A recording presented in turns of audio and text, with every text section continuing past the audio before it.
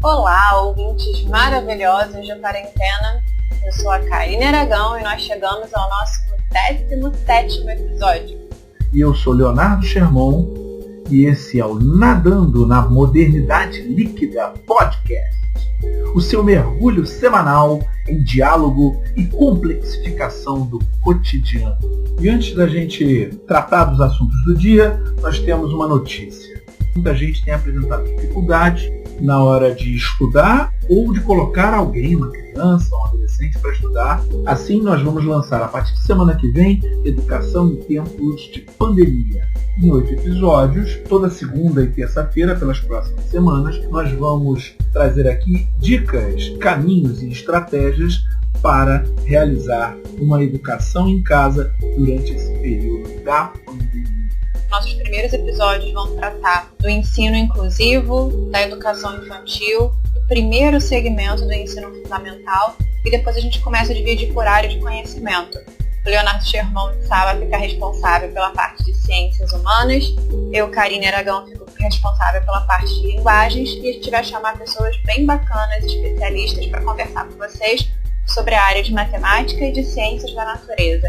É realmente para ajudar a família em casa a não se afogar, tendo que ajudar o filho ou a própria pessoa a conseguir vislumbrar uma boia de salvamento nesse caos que é estudar muitas vezes em casa.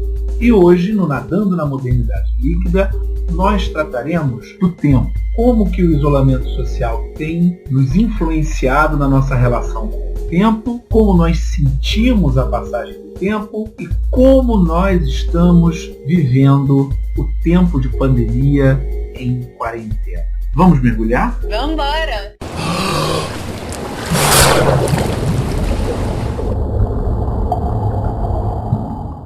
A pandemia nos trouxe muitas mudanças. Mudanças no nosso cotidiano, na forma como a gente vê a vida, nas nossas relações com as outras pessoas. E essas mudanças provêm da necessidade do isolamento social para proteger quem a gente ama e proteger a nós mesmos nesse momento difícil. Nesse sentido, uma das alterações mais intensas no nosso cotidiano tem sido a nossa relação com o tempo.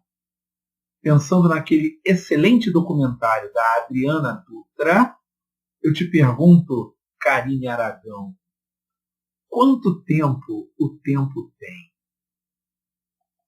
Primeiro eu tenho que dizer que, diante dessa pergunta, minha vontade é parar a gravação, abrir uma garrafa de vinho e ficar pensando, assim, olhando para o céu, ó, humanidade, para onde vamos, onde nós estamos. Mas como eu sei que nós não teremos resposta, né? Estamos nesse presente e futuro incerto, a gente continua aqui. Mas nas minhas reflexões sobre o tempo, algumas suspeitas diante disso é que o tempo realmente não pode ser medido, cronometrado, da mesma maneira para todas as pessoas. É claro que aí eu estou indo por um caminho que contempla duas perspectivas distintas do tempo, né? Uma mais objetiva e cronológica, quando a gente fala sobre dias 24 horas, por exemplo, ou sobre a importância de se fazer 1 hora de exercícios diariamente, e tantas outras situações em que a gente calcula o tempo pelo passar dos pontilhos no relógio. E tem uma outra dimensão do tempo, que é uma dimensão mais subjetiva, que particularmente me interessa mais discutir nesse momento, que se refere a como a gente sente, como a gente percebe, experimenta a passagem do tempo, sem necessariamente ficar preso à exatidão cronológica de um relógio. É o que a gente chama nas análises narrativas de tempo psicológico. Quando a gente vai definir os elementos de uma narrativa, um deles é o tempo, né? E esse tempo pode ser cronológico ou psicológico. De maneira bem simples, a gente consegue perceber essa passagem psicológica do tempo a partir de uma divisão entre duas categorias altamente subjetivas, né? Que são a percepção do tempo como aliado ou a percepção do tempo como inimigo. O tempo aliado se refere àqueles momentos quando a gente vê a passagem do tempo de maneira completamente confortável, né? Quando a gente sai de um show, por exemplo, e fala assim, caramba, foi tão maravilhoso que eu nem vi o tempo passar. Quando o momento é tão bom que a gente nem olha para o relógio. Como professora, eu confesso que esse tempo aliado, né, essa não percepção do tempo, acontece muitas vezes em que eu estou numa sala e sou surpreendida pelo sinal de troca da aula. E aí você fala assim, caramba, estava tão legal essa passagem do tempo, foi tão bacana que a gente nem olhou para o relógio, né, nem percebeu esses 50 minutos passarem. Já o tempo inimigo daria conta daquela passagem temporal que não acontece exatamente como a gente deseja. Ou seja, quando a gente quer que o tempo passe rápido e ele passe devagar, ou quando a gente quer que ele passe devagar e ele passa rápido. Isso me lembra muito esse momento atual e as tantas vezes que eu falei assim para mim mesma, eu quero dormir e acordar só quando isso tudo de alguma forma amenizar. Então eu diria que esse tempo da quarentena eu avaliaria a princípio como um tempo que nessa perspectiva seria um tempo inimigo para mim. E a partir dessa divisão, de modo geral, eu desconfio que não só nessa quarentena, mas que na vida, numa perspectiva macro, a gente tem interpretado o tempo mais como inimigo do que como aliado. Nesse sentido, vem uma frase à minha cabeça que a gente vê circulando bastante em conversas, na mídia de maneira geral, que é envelhecer é um problema. E se a gente aceita isso como verdade, é claro que o tempo vai ser apreendido como um tempo inimigo, né? Ele vai ser um adversário, na verdade. E como mulher, eu confesso que isso tem um peso enorme quando a gente escuta desde nova que até os 30 você já deve ter casado, tido filhos, enriquecido. E essa é uma pressão que faz muitas vezes, né? Uma mulher permanecer num relacionamento em que ela não é feliz, numa carreira que ela não gostaria, faz muitas vezes que ela se torne mãe sem se sentir efetivamente preparada para isso. Como mulher, a gente tende a escutar muito que a passagem do tempo é cruel e que a gente deve esconder esses sinais do tempo, né? Vide o crescimento absurdo das indústrias de cosméticos para pessoas com 20 anos. Isso me choca, assim, muitas vezes quando eu vou à farmácia e falo, mesmo rótulo, né? Esconda os sinais da idade, 25 anos. Eu falo, opa, o que é isso, gente? É quase imperativo que aqui uma mulher tenha que traçar uma guerra contra o tempo, né? E essa guerra vai fazendo com que a gente deixe de perceber as coisas boas da passagem do tempo. A maturidade, as experiências, o conhecimento sobre a gente mesmo de maneira geral. E eu falo isso, assim, do lugar de uma pessoa que entrou em crise quando fez 30 anos, né? Alcance o que você precisa alcançar até os 30, porque depois dos 30 você vai deteriorar. Quase isso que a gente escuta, né? Por isso é verdade. Por isso essa passagem do tempo se torna tão, né, opressora muitas vezes. E essa perspectiva né, que a minha crise dos 30 foi totalmente voltada para isso. E uma coisa que eu trabalhei muito, inclusive em terapia, né, a minha frase, eu percebo isso de maneira muito linguística, eu falava muito assim, eu já tenho 30 anos, eu já tenho 30 anos, até quando minha terapeuta falou, não, você vai mudar o seu discurso, vai ser, eu ainda tenho.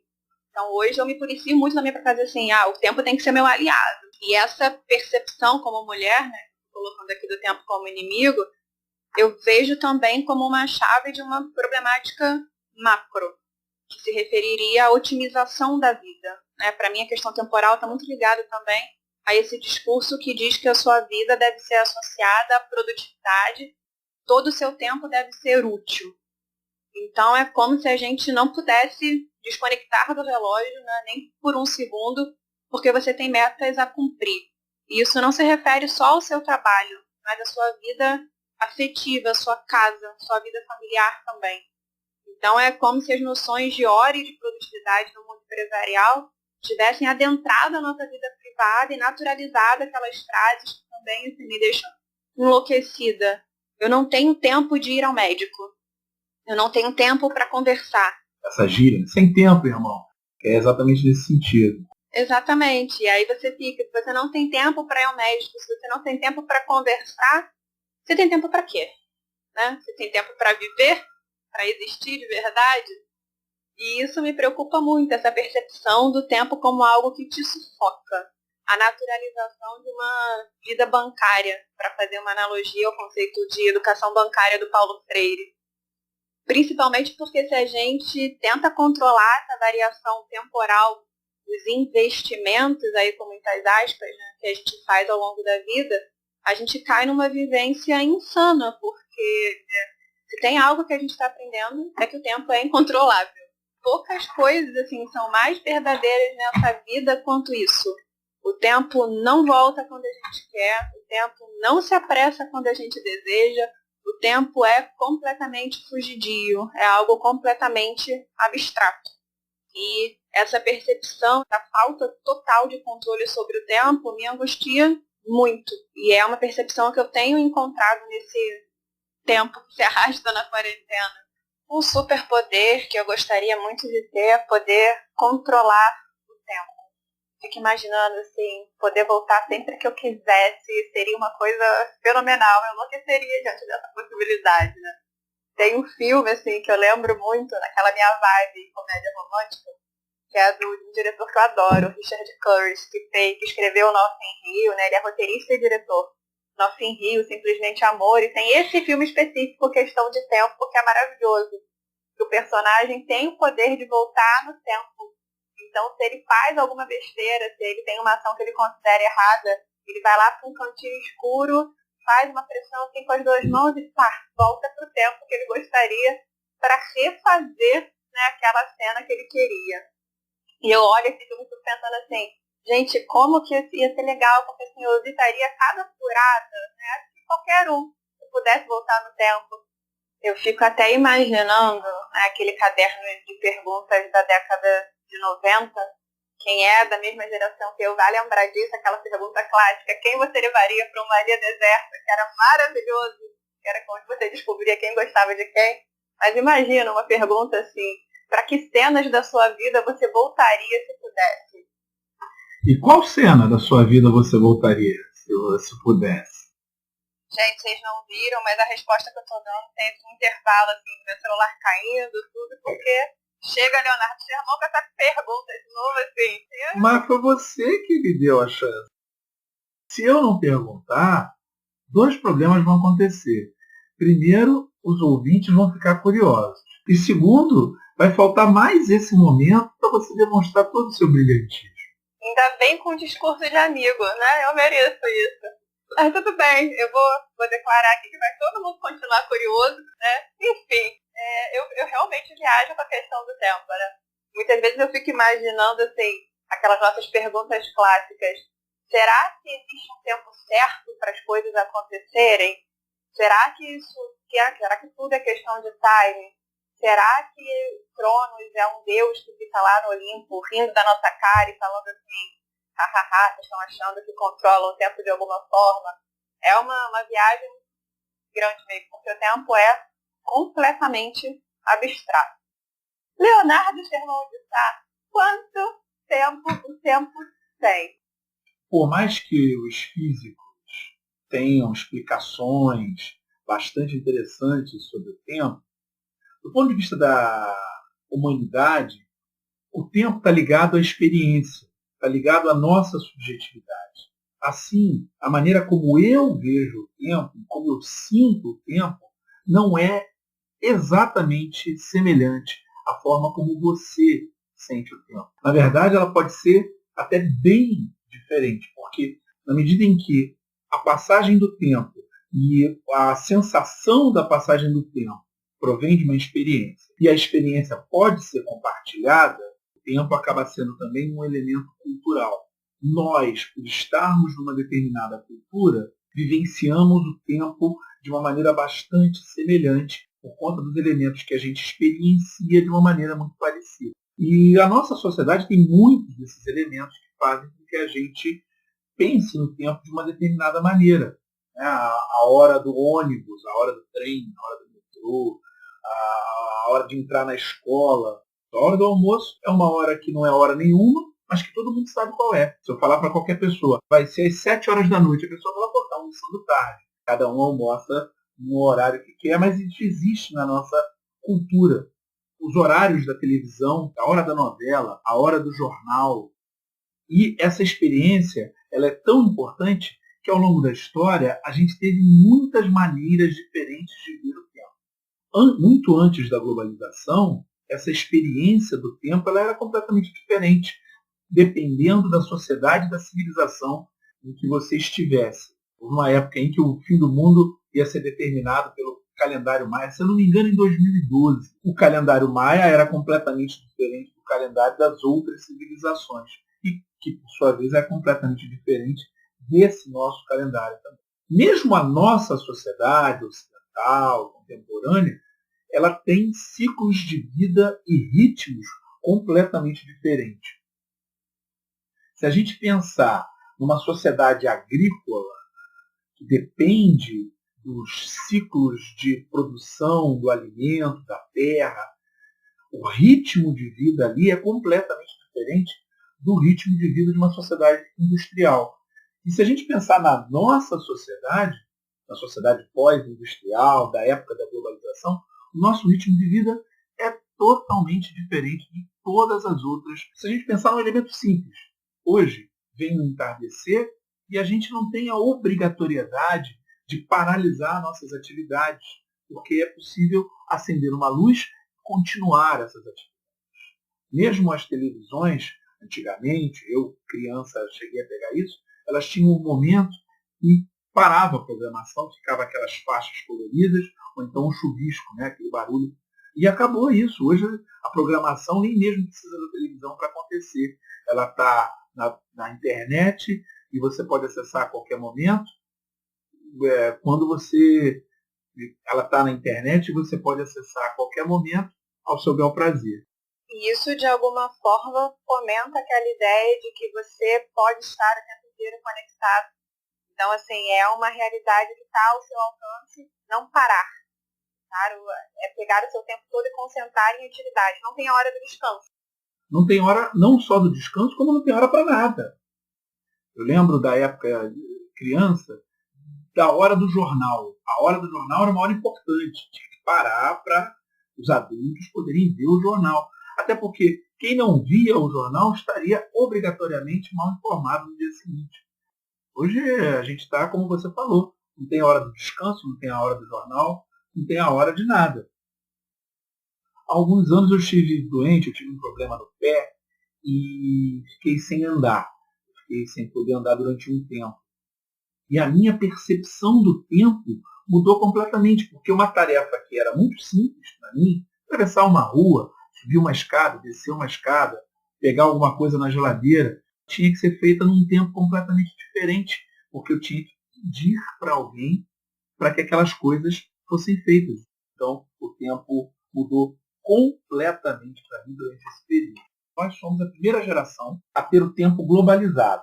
Nós percebemos como se dá a passagem do tempo em outros lugares muito distantes. Apesar da gente estar distante no espaço, a gente tem se sentido cada vez mais contemporâneo. E quer dizer exatamente isso, ao mesmo tempo. Tanto é que existem marcos temporais que são marcos de toda a humanidade. Por exemplo, 11 de setembro de 2001. Para qualquer pessoa que estivesse viva, que tivesse um pouco de consciência naquela época, que não fosse muito criança, vai lembrar aonde estava na hora do ataque às torres do World Trade Center em Nova York.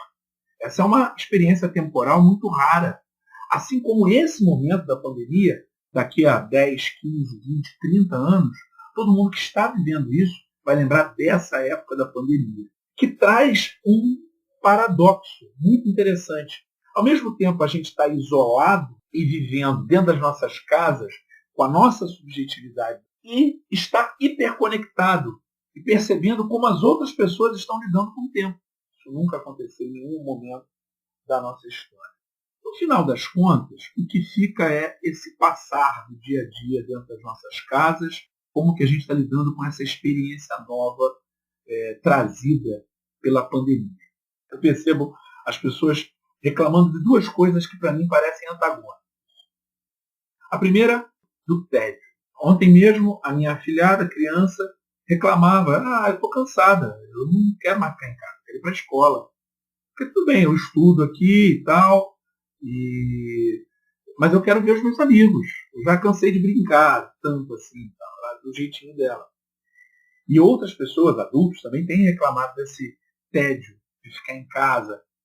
Mas, ao mesmo tempo, eu já ouvi de um número considerável de pessoas que está sem tempo.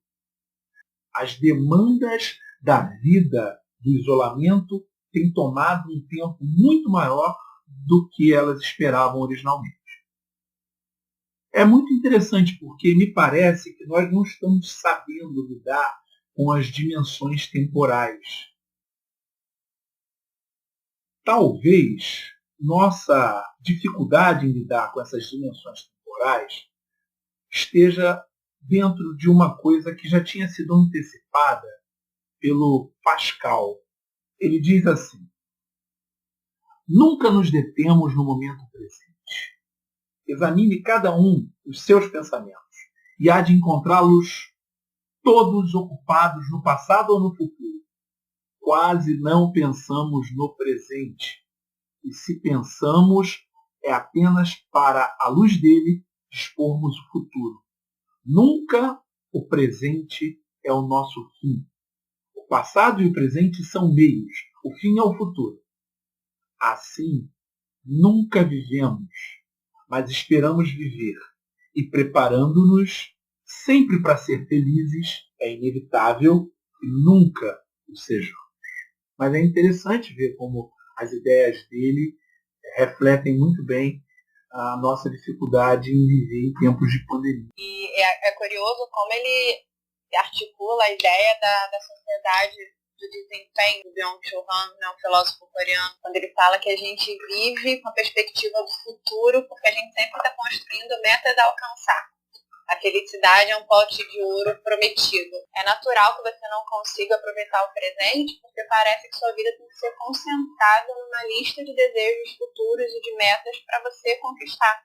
Então a gente nunca está de olho no que a gente está fazendo, a gente está de olho numa perspectiva de futuro, né? O que você tem que fazer hoje para alcançar aquilo que você quer amanhã. Então é sempre assim.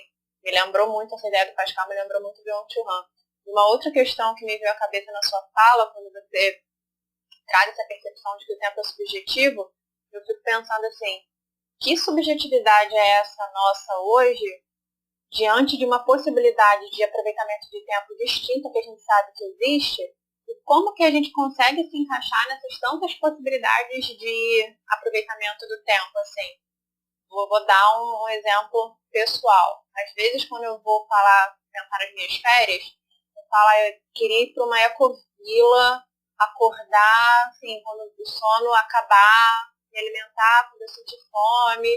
E será que essa é uma possibilidade de vida mais amena, mais dentro do que eu acredito, apreciar a natureza? E aí eu fico assim, mas será que a minha subjetividade urbana consegue ficar no espaço disso e aproveitar o tempo dessa maneira por mais que 2 semanas?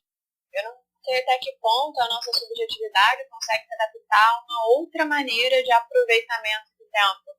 Eu às vezes também fico me questionando quanto a isso, né? A gente tem a noção de que talvez a gente não esteja vivendo, experienciando o tempo de maneira correta. Mas o que a gente consegue fazer, até onde a gente consegue ir, né? É um questionamento também que eu acho que tem a ver com essa subjetividade, essa percepção subjetiva do tempo. E o outro questionamento que a gente tem em função de tudo isso é: e agora, José? E agora, José? A partir dessas dificuldades de viver o presente dentro desse cenário de isolamento social que a gente se encontra, eu te pergunto, minha amiga Karine Aragão, como você tem se virado para lidar com todas essas questões que apareceram nesse momento? Como você tem passado o tempo na quarentena? Então, para começar, nunca foi tão necessário meditar.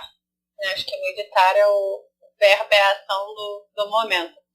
E o curioso nisso é que, assim, diariamente, na minha rotina normal, eu sempre fiz questão de tirar, desde que eu comecei a praticar meditação, 30 minutos diários para meditar. Pode ser de manhã, pode ser à noite, mas eu faço meditação diária.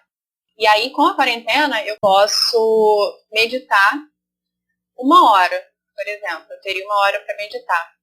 Só que é engraçado, de acordo com o que a gente estava falando antes, porque o fato de eu ser obrigatoriamente, né, não por uma escolha, mas obrigada a ficar em casa, eu tenho 1 hora para meditar, não significa que eu vou aproveitar bem essa 1 hora. E aí eu fico pensando assim, caramba, antes disso tudo eu falava, nossa, a meditação é tão curtinha, 30 minutos, eu queria ter mais tempo. Mas é engraçado que quando esse tempo é obrigada, você não aproveita do jeito que você gostaria, né? É um tempo imposto, não é um tempo que você sentiu falta de tê-lo, né? Aquela ideia do desejo. Você desejou o tempo e está aqui. Não, você não desejou ficar em casa e ter 1 hora para meditar diariamente. Isso é muito... Tem muita questão do tempo subjetivo. E aí, além da meditação, assim, eu confesso que eu tenho passado, em alguns momentos da quarentena, muito preocupada. Né? Como educadora, eu confesso que eu tenho ficado muito preocupada com os rumos da sala de aula, com algumas discussões que vêm sobre educação, com certas guerras entre família e escola que já me preocupavam antes, e às vezes eu me pego pensando assim, qual vai ser o futuro da nossa educação, né? Então eu me sinto muito preocupada com isso, tenho passado muito tempo preocupada, até porque eu acho que a educação ela está relacionada à perspectiva da desigualdade social, da crise, da ciência, de saúde. Eu acho que a educação é o eixo que liga tudo isso aí. E além dessa preocupação em relação a hábitos e rotinas, pouca coisa acabou mudando na minha vida. Eu já sou uma pessoa que gosta muito de ficar em casa. Né? Eu passo muito bem o dia inteiro lendo um livro, ouvindo os meus podcasts, inclusive o meu próprio também. Minhas músicas preferidas, escrevendo poemas, recitando, próprio meditando, né? Fazendo exercício. Então, essa rotina de casa nunca foi um problema. A rua nunca foi uma necessidade para mim. Mas, apesar disso, eu confesso que eu tenho sentido uma falta, e essa falta é latente, que é a falta daquela conversa olho no olho. Isso me deixa assim, muito angustiada. A presença física, assim, eu tenho necessidade da presença física, eu tenho necessidade da gargalhada junto, de ouvir uma pessoa sorrindo, né? Perceber o sorriso brotando no rosto de uma pessoa, assim, de você falar espontaneamente com alguém, de você reparar nos gestos das pessoas enquanto elas falam. Eu tenho muita necessidade disso, assim, eu tenho sentido uma falta enorme dos meus alunos, das brincadeiras, quando eu chego à escola de manhã, quando eu chego ao curso à tarde, assim, isso tem me feito muita falta. Engraçado que ontem eu conversava com uma amiga, aí teve uma hora que eu falei assim para ela, nossa, eu acho que eu entendo porque que eu nunca baixei o Tinder, porque eu não saberia viver dessa forma. Eu acho que eu não sei viver com relacionamentos virtuais. Então, assim, eu tenho feito videochamadas com meus amigos, né? Eu tenho conversado, mas não é a mesma coisa. Eu sinto muita falta da presença. E nesse sentido, eu me lembro de uma frase do Rubem Braga, né, do escritor Rubem Braga, que é um maravilhoso cronista, uma carta que ele escreve para Clarice, que está num livro que compila as correspondências que ela trocava. Eu adoro cartas, gente, se vocês tiverem o livro de cartas de escritores para me indicar, podem me indicar, porque eu adoro saber dos bastidores do que aconteceu no mundo literário. E aí o nome desse livro é Correspondência de Clarice Lispector. E o Rubem Braga diz assim para ela, ultimamente tem passado muitos anos. Nossa, quando eu peguei eu li essa frase, eu falei, nossa, Rubem Braga, visionário. Porque é isso que a gente está sentindo, né? Eu realmente me olho muitas vezes, me pego olhando muitas vezes para o teto e falo assim, né, para trazer a frase do nosso programa. E agora, José? Né? O que será dos nossos planos de abril? O que será dos nossos planos de maio? Né? O que será de nós? O que será da humanidade? O que vai fazer sentido pós-coronavírus? Então, assim, se eu pudesse resumir, eu diria que eu tenho passado esses dias da quarentena principalmente essa semana, assim, muito no embalo da música do Zé Cabaleiro, que obviamente, de novo, não vou cantar, mas vou falar o verso, né? Em que ele diz assim, ando tão à flor da pele que qualquer beijo de novela me faz chorar. Acho que eu estou nessa vivência realmente à flor da pele. E por isso entra de novo a meditação, né? Que eu vou tentar meditar 1 hora sem me sentir forçada. Achar que é natural, vou fingir que eu tenho essa 1 hora de meditação e ficar lá na felicidade. E você? Leonardo Sherman, como você tem passado essa quarentena? Quarentena é difícil, não é fácil não. Uma parte enorme dela é ocupada com trabalho em casa, com culinária, com limpeza. Eu moro sozinho, então eu tenho muita coisa para fazer aqui. Mas, como você, eu tenho sentido muita falta do contato, né? Do contato humano. A gente tem essas ferramentas que ajudam muito. Eu imagino que outras sociedades que passaram pelo confinamento, num cenário de peste, né? Ou num cenário qualquer de doença, sem esse tipo de ferramenta, deve ter sido muito difícil, muito mais difícil do que a gente, porque é sempre possível, né, ver quem a gente ama pela internet. Mas o abraço faz falta, né? O contato faz falta, o toque faz falta, olhar nos olhos, todas essas coisas fazem muita falta. De resto, eu tenho tentado manter uma rotina rígida.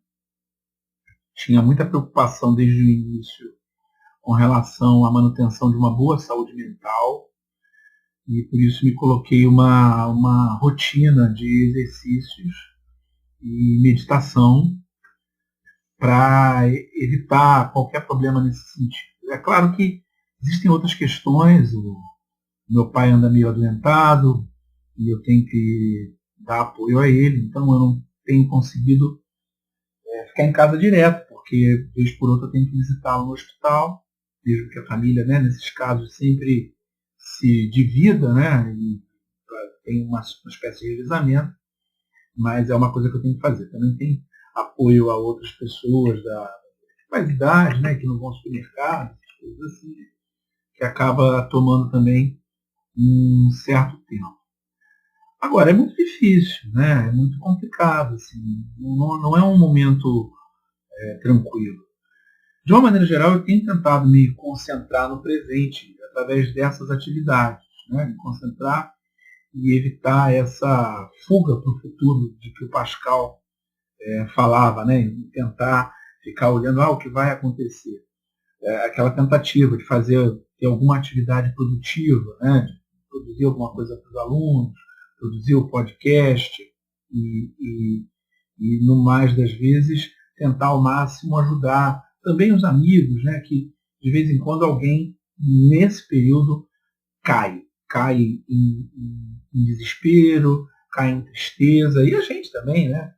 Eu vi uma pergunta no Twitter nesse dia, quem chorou nessa quarentena? Eu não sei quem chorou. Agora, eu não sou esse cara que não chorou, porque, nossa, como é que pode você passar, sei lá, 30, 40 dias sem ver ninguém, 20 dias que seja, e com todas essas coisas acontecendo, e você ser forte o suficiente, não sei nem se isso é força, e não chorar nenhum dia, não ficar triste por tudo que está acontecendo, por todos esses riscos que estão aí rondando a nossa vida, não sei. Eu sei que eu chorei. Eu fico pensando também no que já nos disseram os grandes da história, da literatura.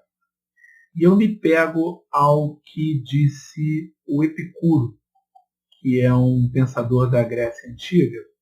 Ele tem um texto bastante conhecido, que é a Carta sobre a Felicidade. Epicuro é o criador de uma corrente de pensamento, chamado epicurismo.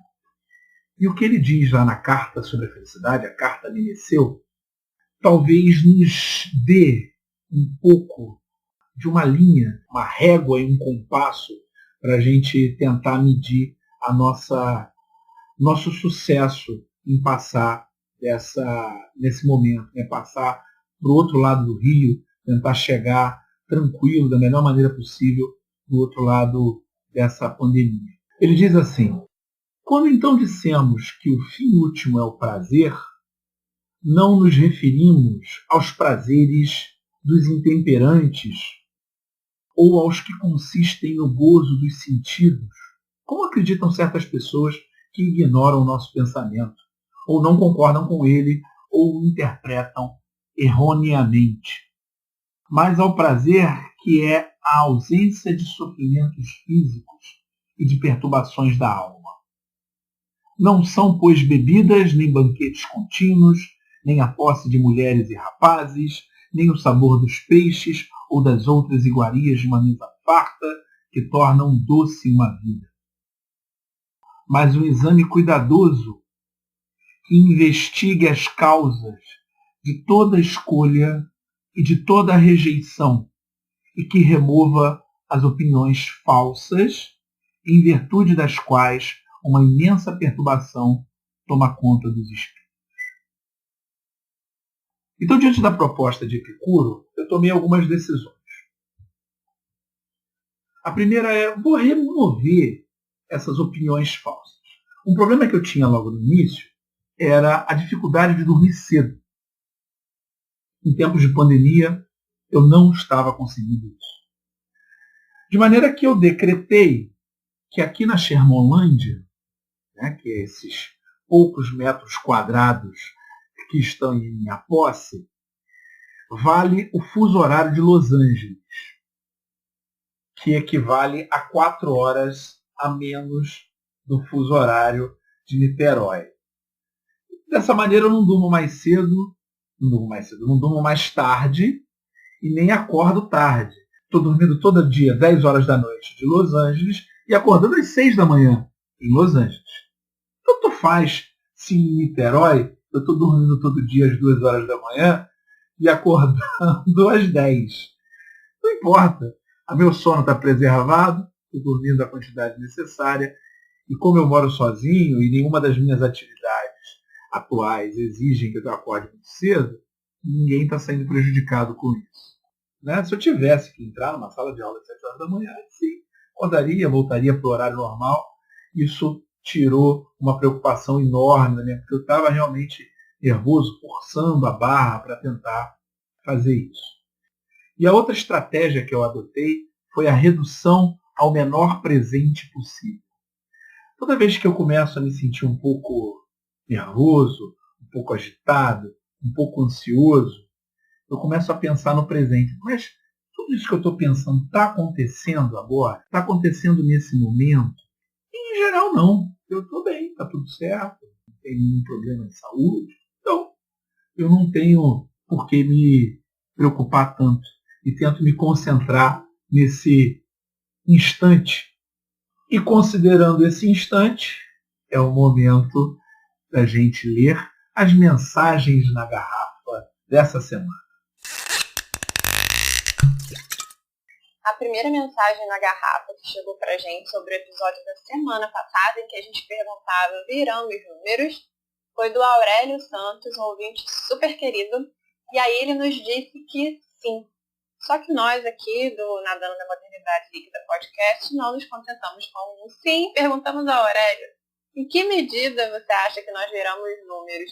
E aí ele nos deu a resposta dizendo que ele acha que socialmente nós sim viramos números, mas na família, né, essa perspectiva numérica e estatística ainda não ganhou grande espaço. Então o âmbito familiar seria um que conserva a nossa humanização. Muito obrigado pela mensagem, Aurélio. Uma segunda mensagem que a gente recebeu aqui é da Luana Vieira. Ela também comenta o episódio anterior e ela pergunta: até que ponto a gente cria empatia sem querer resolver tudo? Me parece que é meio comum que a gente adote essa postura. Quando a gente vê alguém em necessidade, a gente vê alguém com algum problema, a primeira reação que a gente tem é tentar resolver, tentar dar conselho ou mandar um tamo junto, vamos nessa, um encorajamento, alguma coisa assim. Talvez seja interessante a leitura de um livro muito bacana de um autor americano, Marshall Rosenberg, que se chama Comunicação Não Violenta. Técnicas para aprimorar relacionamentos pessoais e profissionais. 2 capítulos ele trata especificamente sobre empatia. E o que ele diz nesses capítulos é que ter empatia, diferentemente do tentar resolver tudo, que a Luana mesmo já identificou como não é o necessário, não é o interessante. Ter empatia é abrir o coração e tentar ouvir as necessidades da outra pessoa da melhor maneira possível, da maneira mais aberta possível. E essa ideia é muito bacana. Obrigada pela sua mensagem, Luana, porque eu acho que é um erro que a gente cai fácil, né? Quando a gente se abre ao outro, às vezes a gente quer resolver esses problemas no outro e não simplesmente ouvi-lo. Eu confesso aqui que eu fazia muito isso, e aí uma hora lendo até o Comunicação Não Violenta, eu reparei que parecia que eu era aquela assistente de inteligência artificial do celular, né? O que eu posso fazer por você? Porque a pessoa me dava... Maravilhoso. um problema, eu queria resolver isso. E aí eu tive que rever o meu conceito de empatia, né? A partir do livro. Obrigada, Marshall Rosenberg, você salvou a minha vida e das pessoas que conversam comigo. Além dessa mensagem da Luana, uma outra mensagem que chegou muito bacana do nosso último episódio, do 16, foi referente ao João Quintela, que é nosso ouvinte assíduo aqui, e aconteceu uma coisa muito bacana, porque além de comentar o nosso episódio, ele produziu um texto, ele escreveu um texto e postou lá no Medium. É uma plataforma, inclusive, muito interessante para gente que quer começar a divulgar seus textos sem necessariamente criar um site, nada disso, né? É quase um Facebook de escritores. E ele produziu um texto chamado Científico. Eu pedi ao João, e aí vou ler um trechinho desse texto, que refletiu muito sobre essa perspectiva, né, da gente se desumanizar e simplesmente virar estatísticas.